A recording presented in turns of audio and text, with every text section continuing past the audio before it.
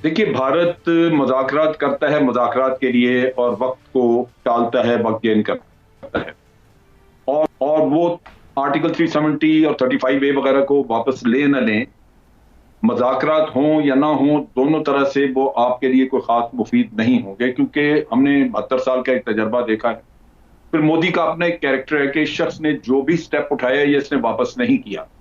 उसके इफ़ेक्ट्स निकले हैं, उसका उसके मसाइल पैदा हुए हैं, लेकिन वो शख्स जो है वो अपने स्टेप के ऊपर जमा रहा। अनुकूल न हो तो चुप रहना ही श्रेयस्कर माना जाता है। पाकिस्तान के लोगों को यह समझ थोड़ी देर से आती है।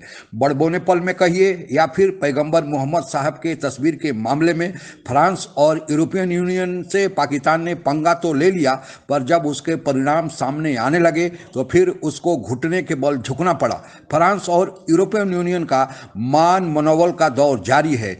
इसी खबर को विस्तार देती आज की परिचर्चा, आइए आगे सुनते हैं। उसके इफ़ेक्ट्स निकले हैं, उसका उसके मसाइल पैदा हुए हैं, लेकिन वो शख्स जो है वो अपने स्टेप के ऊपर जमा रहा। और यहाँ भी यही सूरत है कि वो इससे कभी नहीं हटेगा।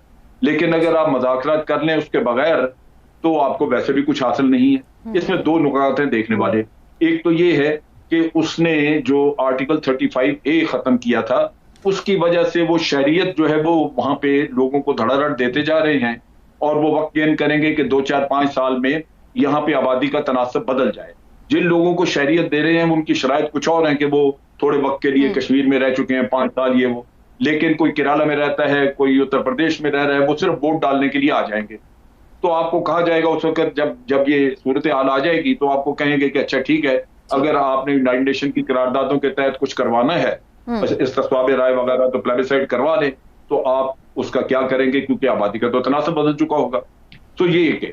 दूसरी तरफ ये है कि वो उसको यूनियन टेरिटरी बना के, तो उन्होंने वहाँ पे अपने तौर पे डेवलपमेंट जो यूनियन करना चाहेगी, वो करेगी। और जिस तरह ज़मीनें वो खरीद रहे हैं ज़बरदस्ती कश्मीरियों की, ये सूरत-ए-हाल ये अक्सर बदल जाएगी अगर हम इसको आर्टिकल 370 और 35 ए को वापस लाने का कुछ नहीं करते। तो मेरा ख्याल है कि ये शर्त रखना कम से कम आपकी फेस सेविंग है कि चूंकि इन्होंने अपनी वो कंडीशन, ये सूरत-ए-हाल वो वापस नहीं की, लिहाजा हम बात इसलिए नहीं हम कर रहे उससे आपके बातचीत लिए। नहीं कर रहे। ठीक। मैं समझता हूं कि इमरान खान को दाद दें कि वो एक वाहिद पॉलिटिशियन है, वाहिद लीडर है जो इतनी अवेयरनेस और इतनी रिकग्निशन, पब्लिक रिकग्निशन पाकिस्तान में दिला सका है एनवायरमेंटल डेंजर्स के लिए। मैं कहता हूं जैसे भी वो हो ऑन अदर थिंग्स, उसका लेगेसी जो होगा इमरान खान का, वो ये होगा एनवायरनमेंट का। और दूसरी चीज़ आपको मैं एक जल्दी से एक स्टेटिस्टिक्स देना चाहता हूं। 400 शहर हैं जो बड़े डेंजरस हैं, जिनमें 1.5 बिलियन लोगों का पॉपुलेशन रहता है।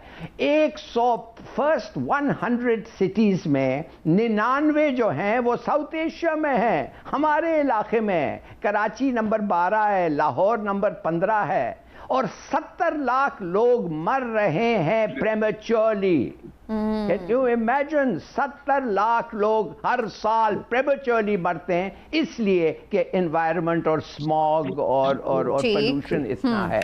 तो इससे ज्यादा इंपॉर्टेंट क्या हो सकता है? और दाद दें इमरान खान। ठीक है समीना, सबसे पहली बात तो ये है कि मैं पहले भी कई दफ़ा कह चुका हूँ यहाँ प्रोग्राम में कि पाकिस्तान और इंडिया के साथ आपस में जो अमन के रास्ते हैं ना, वो कश्मीर से होके जाते हैं। ये मुमकिन ही नहीं है कि कश्मीर का मसला हल किए बगैर आप खित्ते में अमन कर दें। हालांकि मैं ज़ाती तौर पर समझता हूँ कि मुज़ाकरात ज़रूर होने चाहिए। अगर आप मुज़ाकरात में शर्तें इस तरह से आयद कर देंगे तो फिर मुज़ाकरात शुरू ही नहीं होंगे, और अगर मुज़ाकरात शुरू ही नहीं होंगे तो आप किसी नतीजे पर कैसे पहुँचेंगे? क्योंकि दुनिया में हर जंग का ख़ात्मा भी मुज़ाकरात के ज़रिए ही होता है। अब बात ये है कि एक तरफ आप मकबूजा कश्मीर में मुसलमानों की जिंदगियां जीरन कर रहे हैं, दूसरी तरफ आप कहते हैं कि आप सिर्फ इस बिना पे कि आप पे अमेरिका का दबाव है, तो आप कहते हैं कि जी मुज़ाकरात।